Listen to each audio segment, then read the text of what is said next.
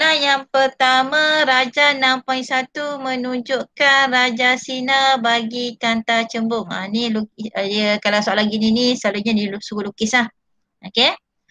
Takrifkan fenomena pembiasan cahaya. Apakah maksud pembiasan? Sebab apa dikaitkan dengan pembiasan ni? Okey, yang ni adanya halaju udara melalui kanta lah. Okey, udara ke kaca. Jadi konsep dia adalah pembiasan cahaya. Apakah yang dimaksudkan dengan pembiasan cahaya? Okey, ada nak jawab?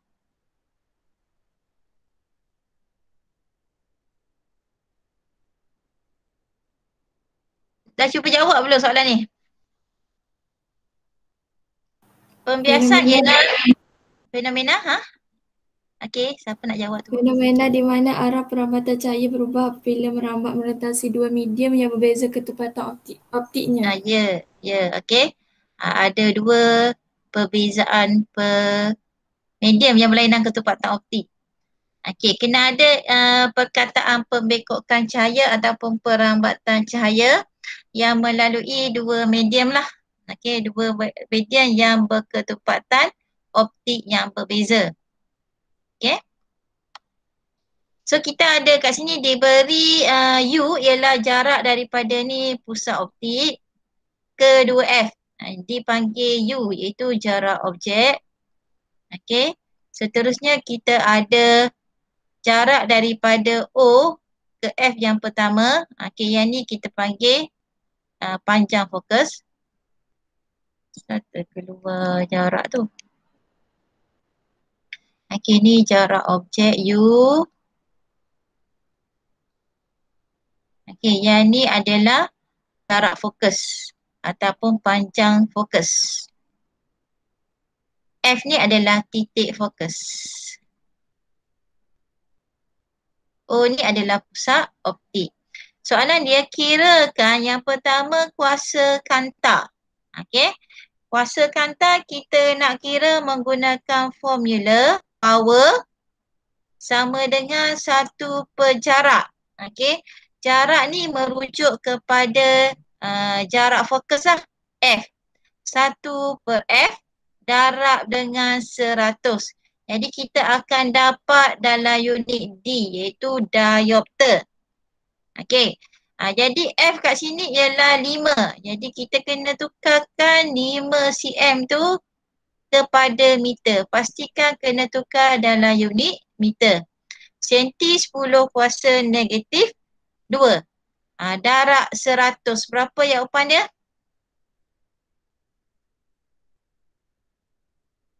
Cuba tekan kalkulator.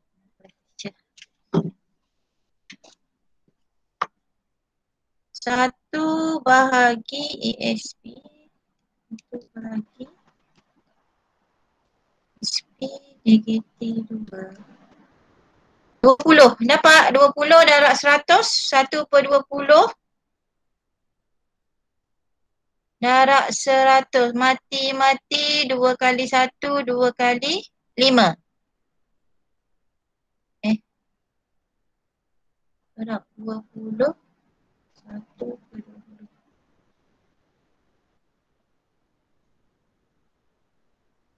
1 bahagi 5 ESP negatif 2 darab 100.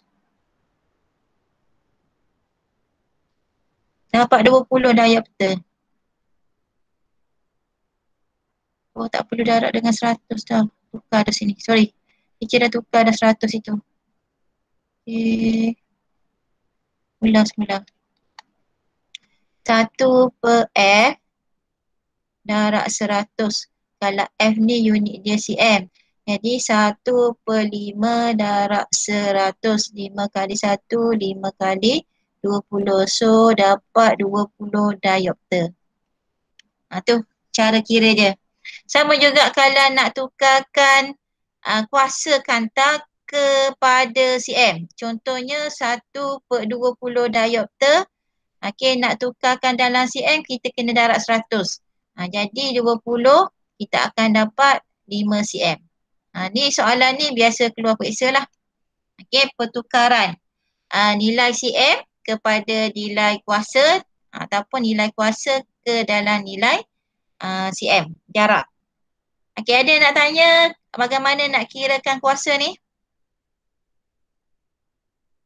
Ada nak tanya?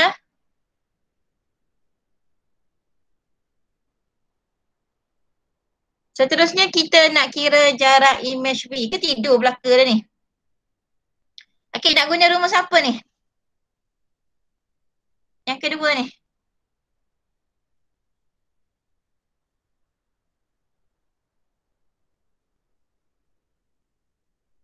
Ada orang tak ni? Nak guna rumus apa ni? Dah lah. Awak bukalah buku, open book. La ilaha illallah. 1 per S sama dengan 1 per U campur 1 per V. Mana ni kalau keluar soalan SPM PSA tengah tahun ni? Okey. So kita nak cari 1 per V. Kita ada nilai 1 per F iaitu 5. 1 per 5 tolak dengan 1 per 15. Okey. 15 yang kita dah diberi sinilah. F5, U15.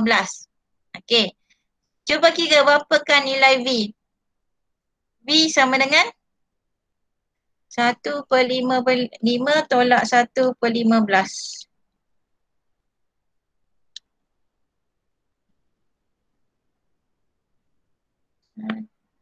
Per 5.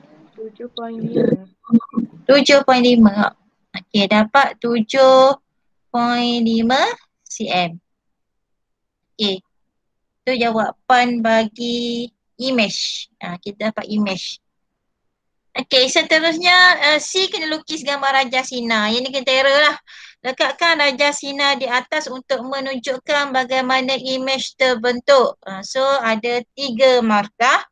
Yang pertama kita kena tengok kat manakah image tu berada. Nampak tak sini kabun ni image dia ni. Okey. Jadi 3 markah. Markah pertama ialah daripada hujung anak panah ni, hujung liling ni, liling tu pergi ke pusat optik dan wajib lalu F di bahagian depan kanta. Okey. Lepas tu satu lagi ialah kena lalu pusat. Hujung yang sama kena lalu pusat sampailah dia bersilang. Okey, macam ni. Bersilang. So kita akan dapat image dia adalah kat sini ni. Nampak ni image sebenar lah. Ukuran sebenar. Kena lukis lilin jugalah. Lilin berapi. Okey, boleh? Lukisan dia yang pertama daripada hujung liling tu lalu ke pusat. Okey, lepas tu lalu pada, cuba previous lah. Okey, lalu sini lepas tu lalu F. Okey, yang pertama, yang kedua ni kena lukis anak panah Ini anak panah. Ni titik silangan dia. Okey, yang kedua betul-betul lalu tengah ni. Okey, lalu tengah dan dia akan bersilang. So kena lukislah dia punya lilin dia kat sini. Boleh lukisan awak? Ada nak tanya lukisan sinar? Okey, seterusnya di sebuah mikroskop majmuk mengandungi satu kanta objektif dan satu kanta mata. Jarak fokus kanta objektif itu adalah FO. Okey. Dan jarak fokus kanta mata ialah FE. Okey. O tu objek, E tu I. Jadual satu adalah menunjukkan 3 jarak objek dan jarak antara 2 kanta yang berbeza. Okey, yang ni diberi, yang ni soalan pilihan. Okey, dia bagi 3 jenis kanta iaitu J, K dan L. Tengok ciri-ciri dia. Yang pertama jarak objek U daripada kanta di mana U tu kecil daripada F. So awak kena ingatlah kedudukan dia. Ni F. Okey, U duduk sini depan daripada F. Tu maksud yang pertama. Yang kedua U sama dengan F. Maksudnya objek dia ni sama pada F. Okey, yang ni U kurang. Yang pertama U kurang. Yang kedua U sama. Yang ketiga, okey, dia berada di antara F dengan 2F. Okey, dia duduk tengah-tengah. Jarak daripada F ke optik ni sama dengan jarak 2F ke F. Dia berada kat sini. Ni yang ketiga. Okey, seterusnya ialah jarak antara kanta objek. Dekat mana kedudukan dia? Okey, D adalah lebih kecil iaitu daripada hasil tambah jarak objek dengan jarak titik panjang ni jarak objek ni dengan panjang fokus bagi kanta mata. Okey, D sama. D lebih besar. Jadi kita nak yang manakah? Yang ketiga, jarak antara imej yang terbentuk oleh kanta objek dengan kanta mata. Di mana imej yang terhasil tu, U imej tu adalah yang terhasil lah adalah lebih besar daripada kanta mata, sama pada kanta mata ataupun kecil daripada kanta mata. Berdasarkan jadual 6.1, nyatakan susunan yang manakah sesuai untuk membina sebuah mikroskop majmuk.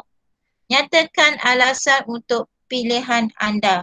Dalam periksa biasanya dia akan keluar dua lah, iaitu mikroskop dan juga teleskop. So salah satu, awak kena tengoklah yang manakah mikroskop, yang manakah teleskop. Ciri-ciri dia. Kalau mikroskop, kita nak lihat objek yang halus, kita nak besarkan. Manakala teleskop, kita nak lihat objek yang jauh lah. Jadi sekarang ni kita nak tengok bawah mikroskop, kita nak besarkan objek mikroskop tu, mikroorganisma contohnya.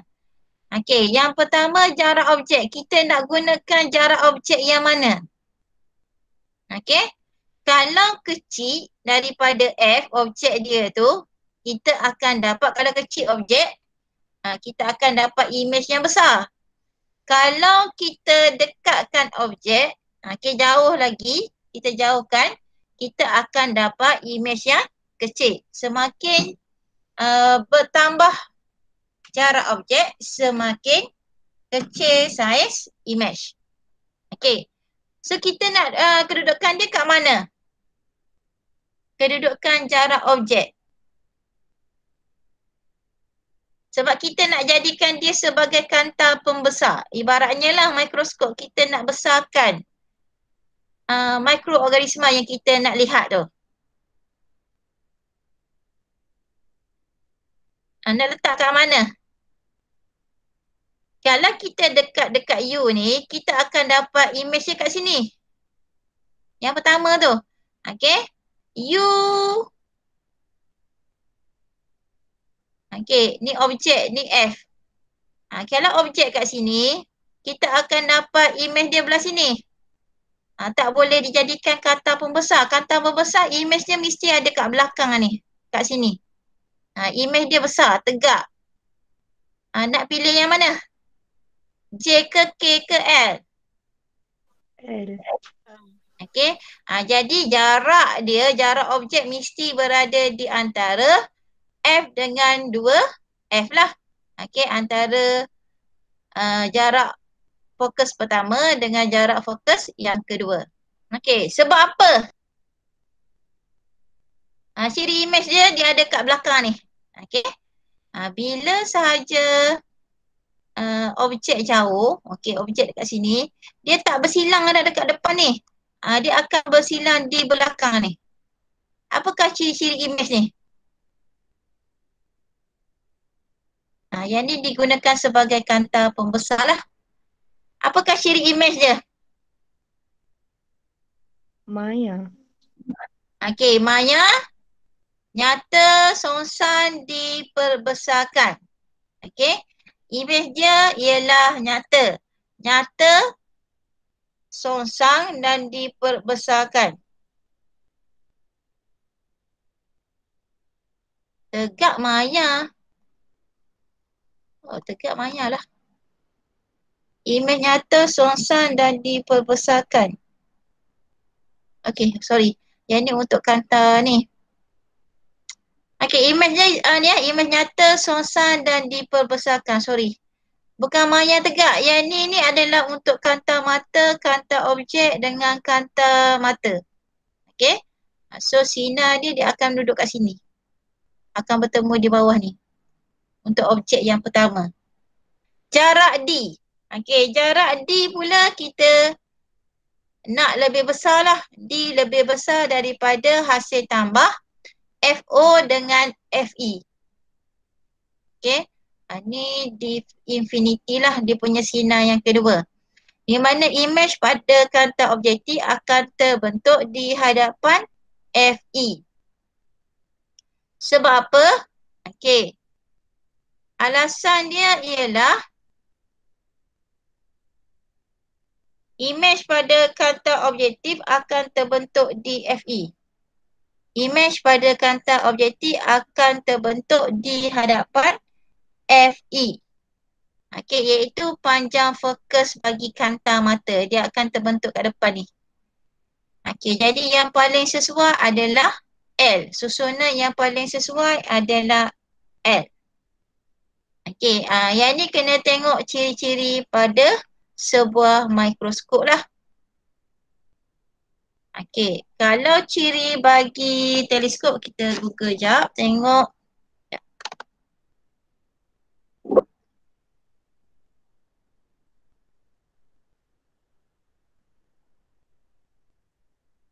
Okey, mikroskop majmu'ah.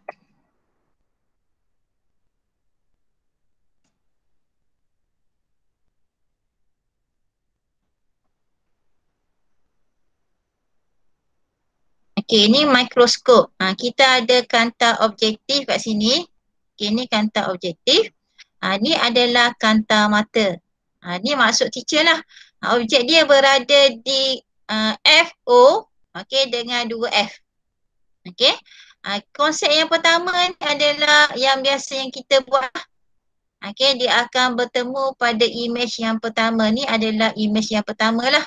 Iaitu dibentuk oleh kanta objektif. Nyata, songsan dan dibesarkan. Okey.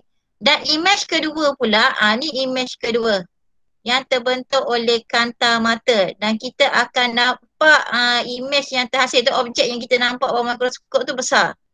Di mana imej yang dibentuk oleh kanta mata ialah maya, songsan dan dibesarkan. Okey, boleh? Ni kena tahu lukisannya. Lama dah tak keluarnya soalan Terengganu, biasa keluar soalan lukisan ni. Okey, boleh kedudukan kanta mata dengan kanta objektif. Okey, kita tengok teleskop. Apa beza mikroskop dengan teleskop?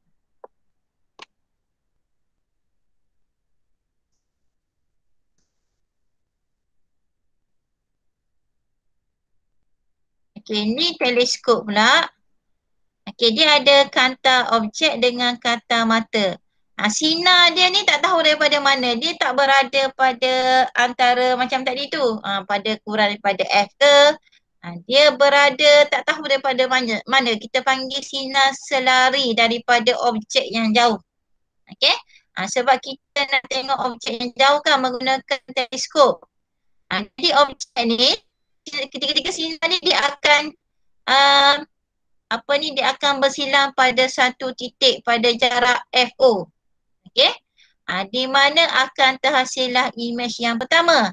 Dan seterusnya imej ni yang terhasil ni akan dipantulkanlah, kita pantul semula pada kanta mata. Dan sinar selari masuk ke mata seolah-olah datang daripada infinity. Jadi kita tak tahu jarak mana yang kita lihat gambar tu. Contohnya kita tengok bulan. Tak tahu bulan tu jarak dia jauh daripada mana. Mungkin jarak jauh lah, berkilo-kilometer. Okey, tapi kita nampak dia punya bentuk dia. Tu maksud dia. Tu maksud sinar objek jauh yang selari. Boleh faham beza mikroskop dengan teleskop. Okey, next kita tengok soalan yang kedua. Ni cermin pula. Tadi kanta ni cermin. Darjah 6.21 menunjukkan seorang lelaki berdiri di hadapan sebuah cermin. Berdasarkan pada darjah 6.21, gariskan jawapan yang betul dalam kurungan untuk melekatkan ayat di bawah. Fenomena cahaya yang membolehkan pelajar itu melihat imejnya sendiri dalam cermin satak ialah apa? Pantulan ke pembiasan?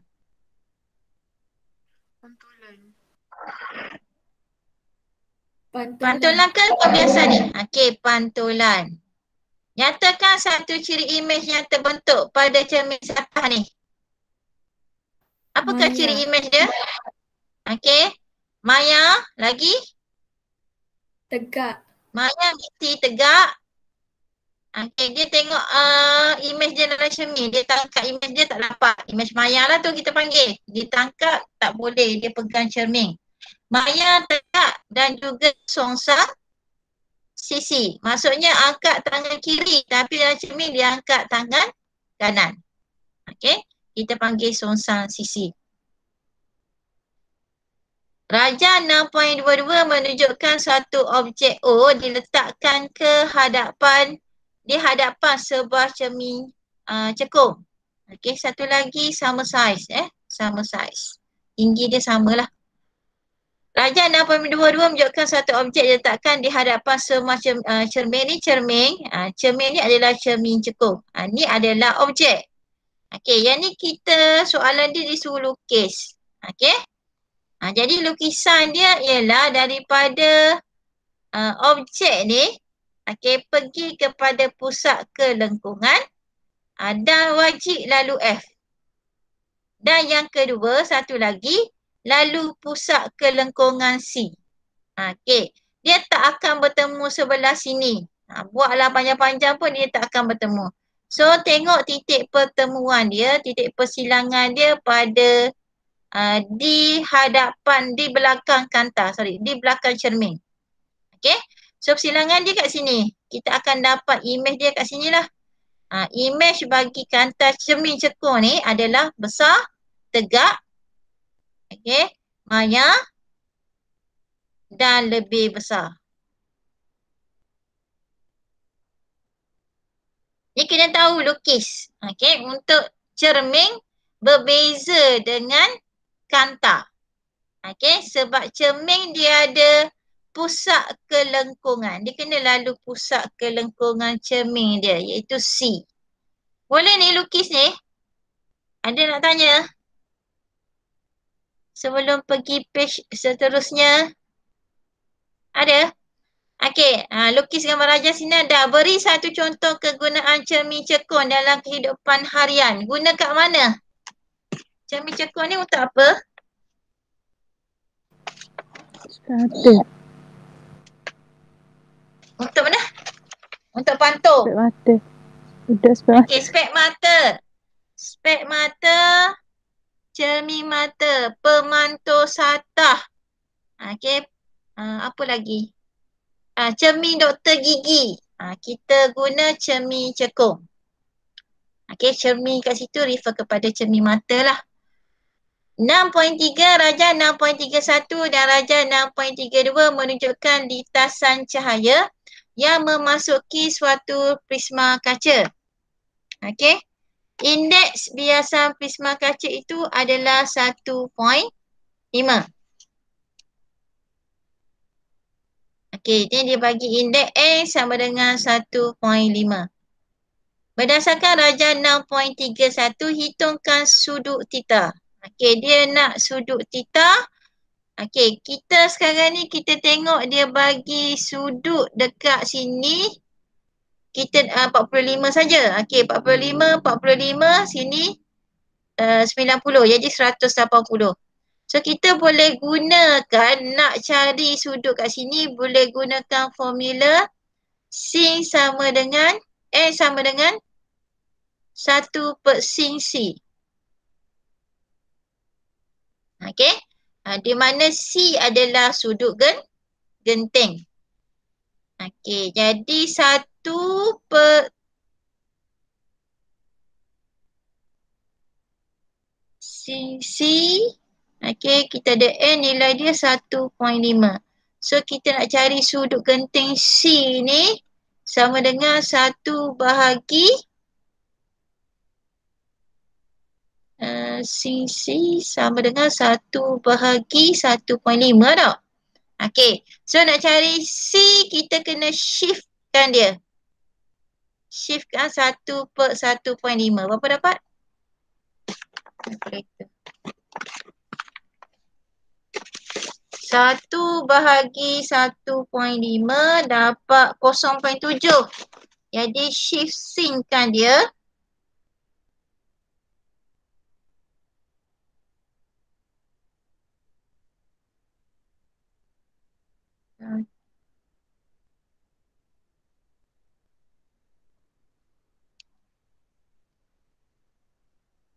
Dapat tak bawah 1.81?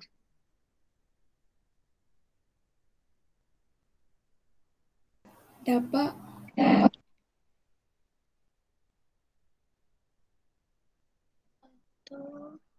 41.81 darjah.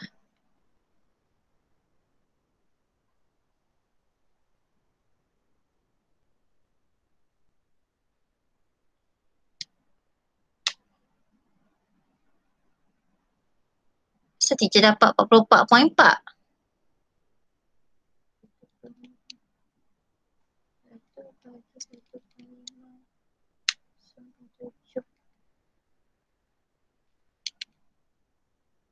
Empat puluh 44.4. Awak dapat apa?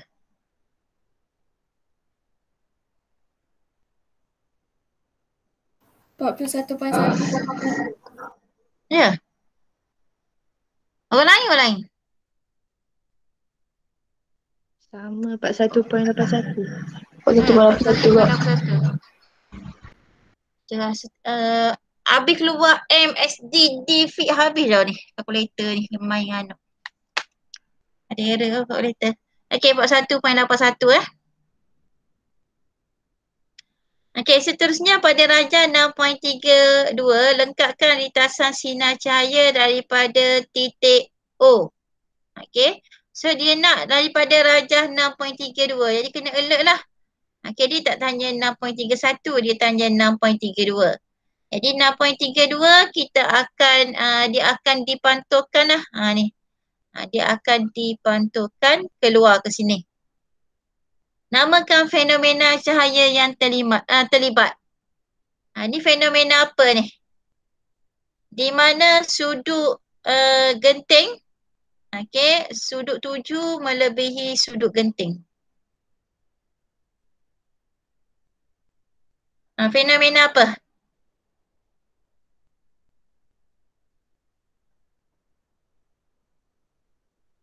Kalau genting, kalau sudut genting ialah sudut 7 di mana nilai R berada pada 90 darjah. Pada masa ni I sama dengan C. Sekarang ni dia dipantulkan. Okey. Dipantulkan. Jadi ni adalah fenomena. Fenomena apa?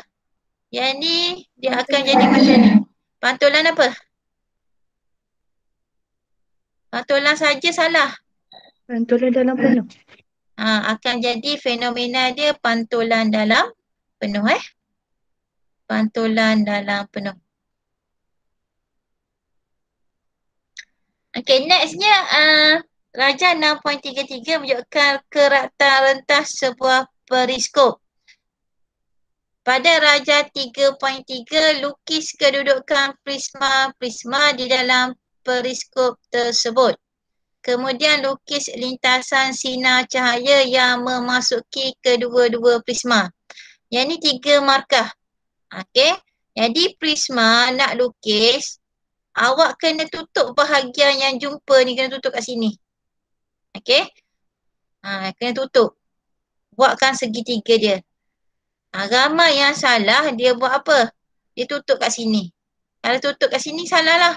Sebab tak berlakunya pantulan dalam penuh. Okey.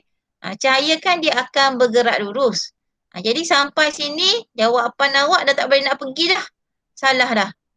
Jadi pastikan segitiga awak tutup. Ni segitiga ni tutup ni. Tutup sini, buat segitiga. Okey, nampak mudah je. Tapi jangan periksa, ramai yang salah. Lepas tu barulah lukis lintasan sinar. Baru boleh lukis lintasan sinar dia. Okey.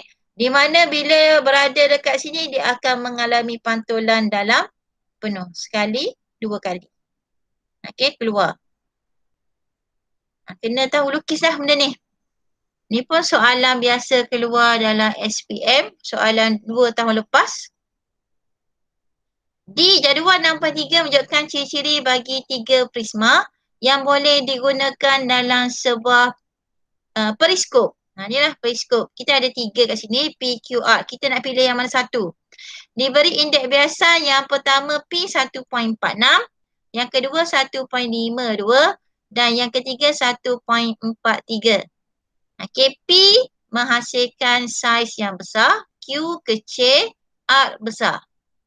Berdasarkan jadual 6.3, nyatakan kesesuaian ciri-ciri bagi prisma untuk digunakan di dalam sebuah periskop. Nak guna saiz besar ke saiz kecil, tu maksud prisma di situ. Dari segi saiz. Berikan satu sebab untuk kesesuaian ciri itu. Okey, kita nak indeks biasa yang kecil ke yang besar? Indeks biasan. Kalau besar tu 4. Okey, nak besar ke kecil?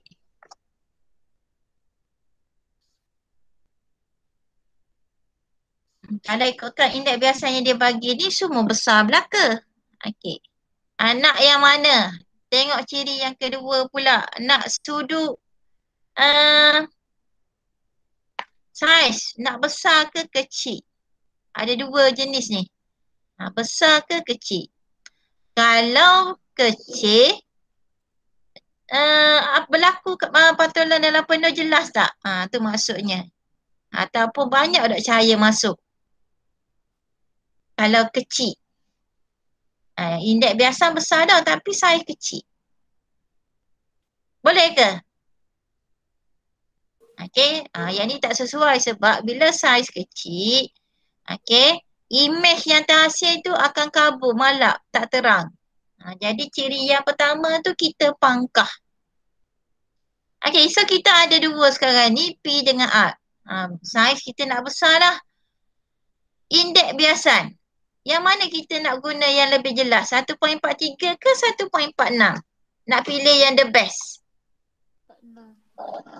Yang manakah mudah berlakunya pantulan dalam penuh?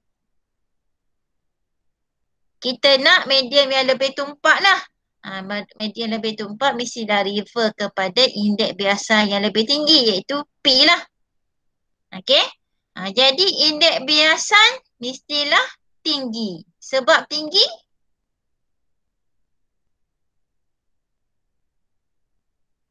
Sebab kalau tinggi? Indeks biasan tinggi, apakah sebab dia? Pantulan dalam penuh? Tak, jawapan dia. Pantulan dalam penuh akan berlaku. Okey. Sudut genting kecil, pantulan dalam penuh mudah berlaku. Saiz kita nak besar lah. Okey, besar. Sebab apa? Saiz besar prisma tu lebih banyak cahaya masuk atau imej lebih terang. Jadi awak pilih yang mana? Ni soalan pilihan. Saya memilih P lah. Ni tak sesuai digunakan sebab indeks biasa dia lebih kecil daripada P. Jadi saya memilih P.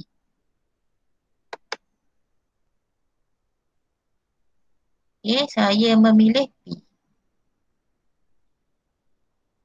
Ada nak tanya soalan nombor 3?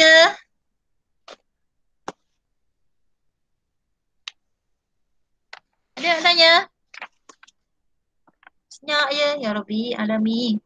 Adakah anda faham? Adakah anda bersama teacher? Okey, next soalan 4. Ajar 6.4 menunjukkan satu susunan kanta untuk membina sebuah teleskop astronomi ringkas menggunakan 2 kanta cembung P dan Q. Panjang fokus kanta cembung P adalah 40 cm dan kanta cembung Q adalah 10 cm. Yang ni soalan nak bina teleskop pula. Okey. So awak kena sedialah. Yang pertama tadi mikroskop, yang kedua teleskop. Satu daripada kanta cembung akan bertindak sebagai kanta mata dan satu lagi kanta objektif. Okey. Jadi kat sini dia bagi jarak. Kalau kita nak kirakan berapa kuasa dia, 1/40 darab 100. So dapat 10 bagi 4, 2.5 tak? 2.5 diopter. Yang ni pula 1 bahagi 10 darab 100. So kita ada 10 diopter. Okey, kuasa bagi Q lebih besar daripada kuasa bagi P. Jadi kita nak gunakan untuk jadikan dia kanta objektif dengan kanta mata. Anda ditugaskan untuk menyiasat susunan kanta dan sifat-sifat kanta yang akan digunakan untuk membina sebuah teleskop astronomi ringkas seperti dalam jadual 6.4. Jadi sini ialah kanta mata, ni adalah kanta objektif. So kita kena buat pilihan. Susunan kanta, ada 4 jenis kanta yang diberi J, K, L dan M. 4 susunan, jenis susunan.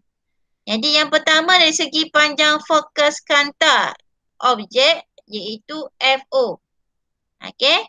Nilai dia nak 40 ke 10. Tu yang pertama. Yang kedua pembesaran imej, nak besar ke kecil. Okey. Yang ketiga, jarak antara kanta objek dengan kanta mata. Ni jarak daripada sini ke sini. Okey. Nak jarak dia 50 ke 60. Dan diameter kanta objek D. Diameter kanta tu kita nak besar ke diameter kecil. Okey.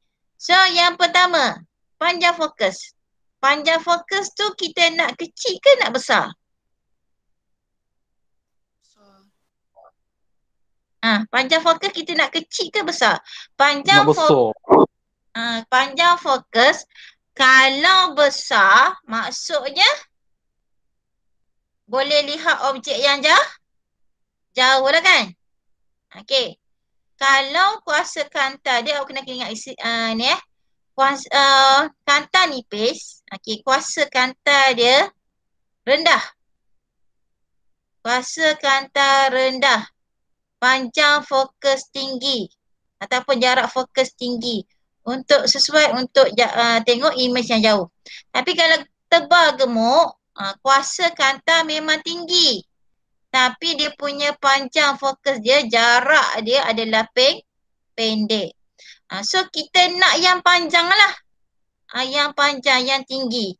So 10 ni kita pangkah lah. Pendek ni dapat lihat dekat je, sedangkan teleskop kita nak lihat objek yang jauh.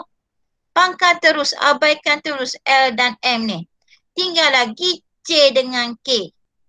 Okey. Jadi pembesaran imej, kita nak imej yang kita tengok tu, kalau teleskop, awak tengok imej tu kecil ke besar? Teleskop? Besar. Nak besar. Besar. Jadi 4 dengan 0.25. Mestilah 4 kan? Jadi pangkah dengan K, pangkah K. Jadi awak goreng yang ni je. Goreng J sahaja. Yang lain tu tak payah tengok dah, tak payah dah. Tak ada dah dalam ni. Okey, tengok J sahaja. Okey, so goreng J. Ceritakan, terangkan kesesuaian susunan dan sifat-sifat kanta dan tentukan susunan yang dapat menghasilkan teleskop astronomi yang ringkas dan efektif. 10 markah. Okey, yang pertama panjang fokus. Nak panjang. Sebab apa? Akan menghasilkan imej nyata, songsan dan diperkecilkan. Pembesaran linear, yang ni markah yang pertama sebab markah kedua. Pembesaran linear tinggi. Sebab apa? Akan menghasilkan imej yang lebih besar. Okey, jarak. Okey, jarak FO tambah FE sama dengan 50. Okey, yang ni 50 dengan 60 ni kita panggil tinggi lah. Okey, sebab apa?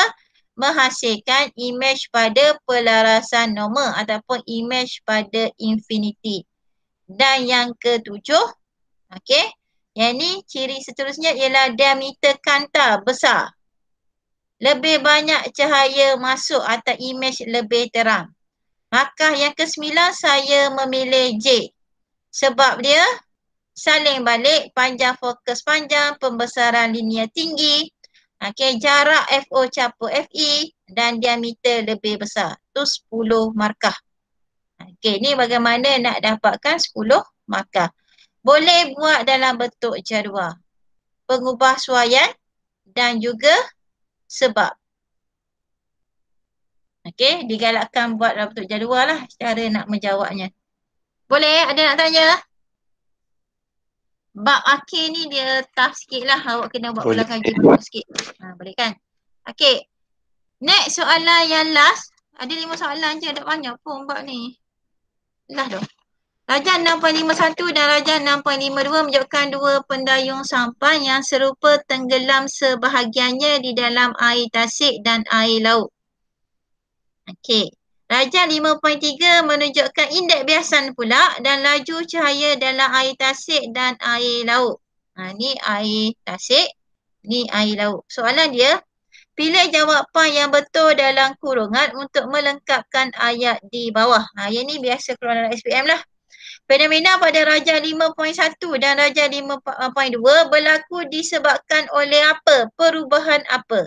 Hal laju atau frekuensi? Perubahan apa ni? Frekuensi. Frekuensi sama. Sumber air. Salah. Nak laju, nak laju. Perubahan hal laju lah.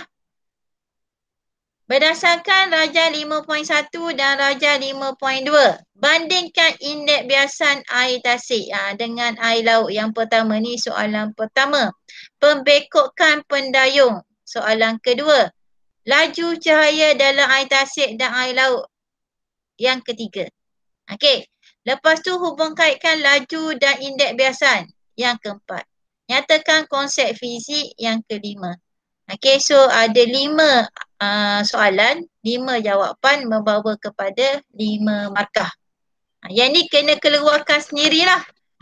Isi-isi dia. Nama je soalan isi tapi buat dalam bentuk nota sahaja. Yang pertama, indeks biasan air tasik kecil daripada indeks biasan air laut. Yang kedua, pembekokan pendayung dalam air tasik lebih kecil daripada pembekokan pendayung dalam air laut. Sebab apa? Sebab laju cahaya dalam air tasik lebih kecil daripada laju cahaya dalam air laut. Jadi dia punya hubungan dia semakin bertambah indeks biasan, semakin kurang laju cahaya. Dan konsep fizik dia ialah pembiasan cahaya. Tu cara nak jawab soalan esei. Awak boleh tulis lah. Ni soalan 1, markah 1. 2 dalam bentuk nota. Soalan esei tapi jawab dalam bentuk nota saja. Boleh? Ada nak tanya? Yang B? Je. Memang teknik menjawab fizik sangat mudah. Kena tahu teknik menjawab je. Si Rajah 653 membiarkan seekor penyu di dalam akuarium yang tidak berisi air. Ni tak ada air, ni ada air. Rajah 654 menunjukkan akuarium itu diisi dengan air dan menyebabkan imej kelihatan lebih besar. Nampak ni imej dia besar ditunjuk ni. Terangkan situasi tersebut. Ni soalan pengetahuan. Kena terangkan 4 markah. Yang pertama, cahaya merambat dari penyu iaitu objek dalam air, ketupatan tinggi ke udara ke ketupatan rendah. Di mana berlakunya pembiasan cahaya dan cahaya terbengkok menjauhi garis normal dan memasuki mata. Ibaratnya daripada tumpat ke kurang tumpat. Air ke udara. Daripada air. Tumpat air dia kecil. Bila ke kurang tumpat, hal laju dia makin bertambah. Ni hal laju rendah, panjang gelombang rendah. Apa lagi? Air dia kecil daripada arc. Apabila melalui medium yang kurang tumpat, dia akan menjauhi garis normal. Ni garis normal ni. Di mana arc lebih besar daripada air ataupun air lebih kecil daripada arc. Sebab tu kita akan nampak imej yang terhasil tu besar. Cahaya merambat pada garis lurus menyebabkan imej terbentuk di atas objek pada dalam ketara. Di mana dalam ketara lebih kecil daripada dalam nyata. Dalam ketara dalam yang kita nampak, dalam nyata ialah dalam sebenar. Sebab tu kita nampak macam dekat je sebab dah lah besar, macam dekat je nak ambil je kura-kura tu, geram je. Sebenarnya jauh di bawah. Okey? Tu cara nak jawab. Next, last D, Rajah 6.54 menunjukkan satu retakan di permukaan dinding dalam sebuah enjin kereta. Retakan itu tidak dapat dilihat dari luar lah. Ni keretakan dalam enjin ni ditunjuk. Gambar rajah besar dia. Cadangkan satu reka bentuk alat yang boleh dimasukkan ke dalam enjin kereta. Dengan menggunakan alat tersebut, mekanik boleh melihat permukaan dinding dalam enjin kereta. Macam kita, doktor gigi yang lihat gigi kita lah. Okey. Bagi mengesan kawasan yang rosak seperti retak dan karat tanpa perlu membuka keseluruhan komponen enjin. Jadi nyatakan dan terangkan pengubahsuaian. Okey. Berdasarkan aspek-aspek seperti berikut. Yang pertama, kabel. Ciri kabel yang digunakan. Ciri Fiber optik. tambahan.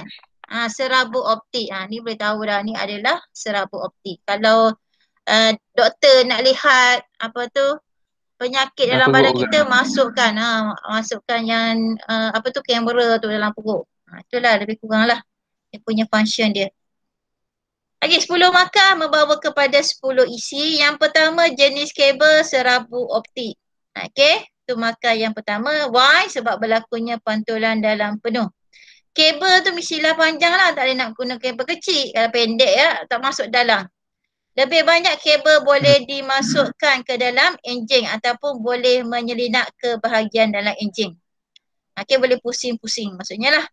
Okey, diameter naklah kecil, takkan nak besar. Okey, macam kita lah masuk kamera dalam mulut. Halus saja dia punya kabel tu. Sebab boleh memasuki paip dan ruang yang sempit dalam enjin. Boleh pergi mana-mana, dia fleksibel. Okey. Mempunyai power yang tinggi. Sebab apa power yang tinggi? Okey, kuasa yang tinggi, image lebih terang. Boleh lihat dengan lebih jelas. Yang ke-9, fleksibel lah. Okey, boleh dibengkokkan. Can be bent similar to the shape. Boleh bengkok masuk mengikut bentuk dalam enjin, ruang dalam enjin tu. Okey. Yang ni soalan pengubahsuaian, bukan pemilihan lah. Okey, ni soalan pengubahsuaian.